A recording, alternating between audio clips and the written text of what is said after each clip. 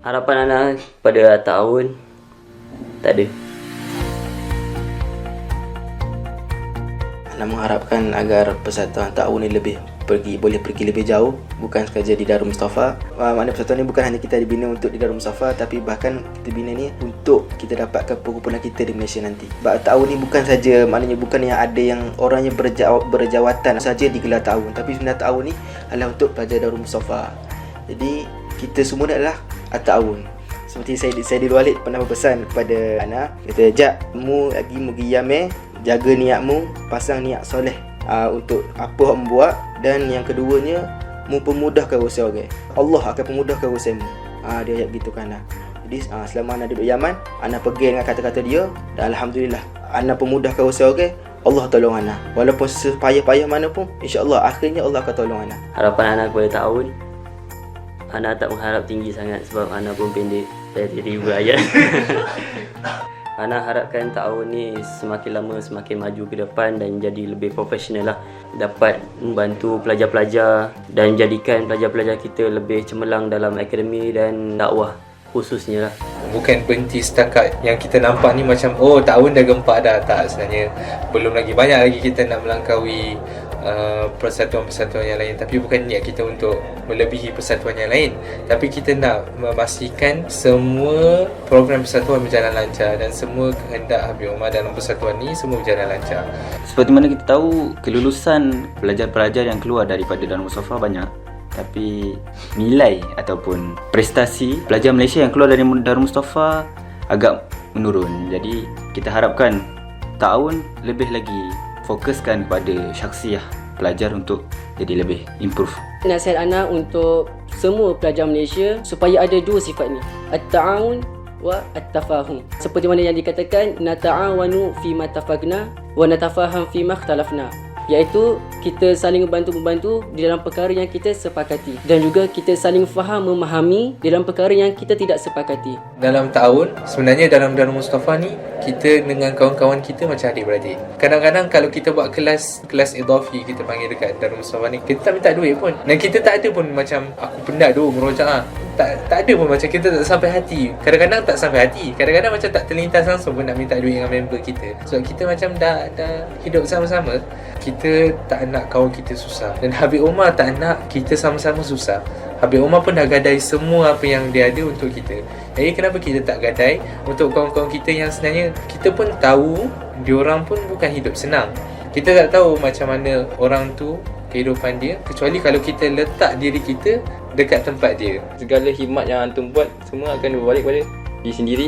Dan jangan berhentilah berkhidmat, jangan segan-segan, dan jangan rasa dalam diri tu tak mahu berkhidmat.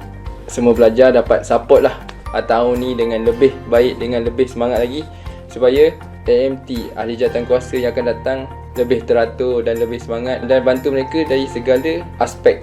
Tanpa tahun, iaitu tolong-menolong antara sama kita akan jatuh dan mudah putus asa. Niat kita adalah khidmat untuk pelajar, bukannya dengan sebab jawatan baru kita nak khidmat. Dengan berkat adanya tahun ni, kita tak akan berpisah. Sebab kita kat sini mungkin bersama. Bila kita balik ke Malaysia, kita akan berpisah. Jasad kita berpisah. Apa yang masuk akal kita tak nak berpisah? Hati kita ni janganlah berpisah. Walau sejauh mana jasad kita berada, kita ni satu. Kita nak natijah bila kita balik ke Malaysia nanti, kita nampak pergerakan kita.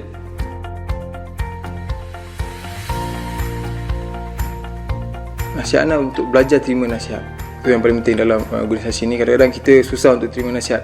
Kalau susah untuk terima nasihat, maknanya susah untuk kita terima pandangan orang lain, dan benda ni sangat sukar dalam satu organisasi kalau kita tak boleh menerima pandangan antara satu sama lain. Jadi dikatakan, man arafal maksud hana ma badala minal majhud. Jadi apabila kita tahu apakah tujuan, maksud ditubuhkan oleh at-ta'awun, maka kita semua akan bekerjasama, akan saling faham memahami apa yang kita bawa di dalam at-ta'awun ini sendiri. Jadi untuk ahli jawatan kuasa baru yang akan dilantik, ana harap antum semua dapat teruskan perjuangan at-ta'awun, dan antum semua tahu maksud ditubuhkan at-ta'awun ini sendiri. Untuk AMT yang akan datang, khususnya bendahari, moga dapat menggalas tanggungjawab ni dengan lebih baik daripada bendahari yang sekarang ni. Awal ni tahun tak ada sistem, so Ana sebagai awal yang pegang bendahari, so kena create sistem tu. Sampai sekarang masih belum jumpa yang sebenar-benarnya lah. So harap berdari depan ni boleh klip lagi cantik lah daripada sekarang. Amanah lah dalam buat kerja. Kadang-kadang kita lebihkan kerja orang lain daripada kerja kita sendiri. Kalau kita tak ta'awun dalam hati, maka keinginan kita nak khidmat dalam tahun akan mati. Akan mati lah, maksudnya macam orang tak serius lah nak buat kerja. Kalau boleh, insyaAllah buat kerja semampu yang mungkin. Kita tak paksa pun buat kerja ni. Harapan saya untuk Exco Lajnah Kebajikan untuk sesi yang akan datang secara khususnya, dan juga untuk semua lajnah secara amnya, supaya dapat menjalankan tugas dengan baik. Dan ada pun yang tidak ada berjawatan, sama-sama meringankan tulang untuk membantu AJK untuk meringankan lagi beban-beban mereka. Bila dah dapat suatu tugasan tu, seeloknya terus buat, jangan tangguh-tangguhkan, jangan lambat-lambatkan. Kalau tidak, bila kerja dah bertimbun-timbun, masa tu mulalah kita pening nak selesaikan semuanya. Sangat-sangat susah. Mulalah kita mengadu kat orang ni, kerja aku banyak sangat. Padahal kerja yang kita dapat tu berbulan-bulan yang lepas. Cuma bila dah dituntut kerja tu, baru kita kumpulkan semua, baru nak buat time tu, masa tu lah pening. Untuk mana-mana ahli, bila antum dapat peluang untuk khidmat dalam tahun, gunakan peluang ni sebaik mungkin, sebab ini adalah satu syaraf dan satu kemuliaan untuk kita untuk berkhidmat tolabul ilm, untuk pelajar penuntut ilmu, dan satu syaraf yang lebih besar untuk khidmat pelajar Sayyidi Habib Umar. Kalaulah orang yang buat maksiat, Allah tukarkan tempat dia daripada ahli neraka kepada ahli syurga dengan sebab bagi minum dekat anjing kehausan. Allah tukar tempat dia daripada ahli neraka kepada ahli syurga. Tapi kita ni lebih lagi. Apa kita buat? Khidmat tolab alim, pelajar ilmu, penuntut ilmu agama.